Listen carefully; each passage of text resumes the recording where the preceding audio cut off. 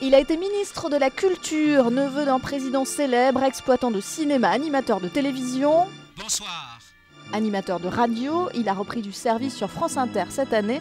Frédéric Mitterrand, 66 ans et toutes ses dents, écrit également. Il a récemment publié un pavé de 700 pages, journal témoin de son passage au gouvernement. Ce sont ses choix littéraires qui nous intéressent. Je lis peu de romans et je crois que j'aurais encore plus de mal à en écrire. Ou alors peut-être pour écrire des pièces de théâtre. Mais en revanche, je lis beaucoup de journaux, beaucoup de livres historiques et aussi des essais littéraires. Allez hop, c'est parti. Dans la bibliothèque idéale de Fredo, il y a... Alors, par exemple, le livre de Marie Dariussec, Il faut beaucoup aimer les hommes, qui a obtenu le prix Médicis. Je fais partie du jury du prix Médicis. Et qui est un livre vraiment très touchant, en vérité, sur l'amour d'une comédienne blanche avec un metteur en scène noir. Et on apprend que finalement qu'à la 100e page, ou à la 120e page, qu'il est noir d'ailleurs. C'est l'amour qui prime. C'est un beau livre et à partir de là, d'une phrase que Marie Dariussec avait pêchée chez Marguerite Duras, qui disait « Il faut beaucoup aimer les hommes, autrement on ne les supporterait pas ». Il n'y a pas de... J'aime pas beaucoup l'expression, mais il n'y a pas de gras, il n'y a pas trop d'adverbes et pas trop d'adjectifs. L'adverbe et l'adjectif sont mes ennemis familiers, parce que moi j'en abuse. Voilà. Parmi mes auteurs chéris, j'ai sans doute une affection particulière pour Christopher Isherwood.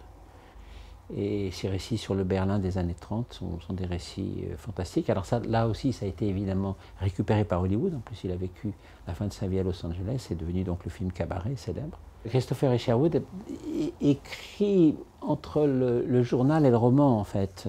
Il montre à quel point sa vie est romanesque, mais ces récits de Berlin sont évidemment beaucoup moins caricaturaux que Cabaret ne le montre. Alors là, dans ma bibliothèque idéale, je peux vous dire qu'il restera toujours en très bonne place. Svetlana Alexievitch interroge le traumatisme qu'a entraîné la fin de l'Empire soviétique et toutes les contradictions de cette libération qui peut se révéler en vérité oppressante sur le plan individuel, éclatent. Et puis alors il y a un autre livre que je vous ai apporté parce que c'est ce que je suis en train de lire. C'est le journal de Jean Cocteau, Le passé défini sur ces 2 dernières années. Alors c'est très fascinant parce qu'en fait c'est très différent de l'image que l'on a de Jean Cocteau. On pense que Jean Cocteau est gentil. On a l'image comme ça de quelqu'un de gentil. Mais il n'est pas du tout. Il est plein d'amertume et de colère et d'angoisse à l'idée de la mort qui s'approche parce qu'il sent qu'elle arrive. Dans cette méchanceté inattendue, il est au fond beaucoup plus humain et à la limite plus sympathique. Ce qui est intéressant dans les journaux ou les agendas ou les choses comme ça, c'est que le romanesque y est. Il court le long de chacun des jours et de chacune des rubriques et le long de chacune des relations entre les êtres. Et finalement, c'est peut-être pour ça que c'est un peu addictif aussi, c'est que on attrape le roman de biais, mais le roman attrapé de biais vous garde prisonnier.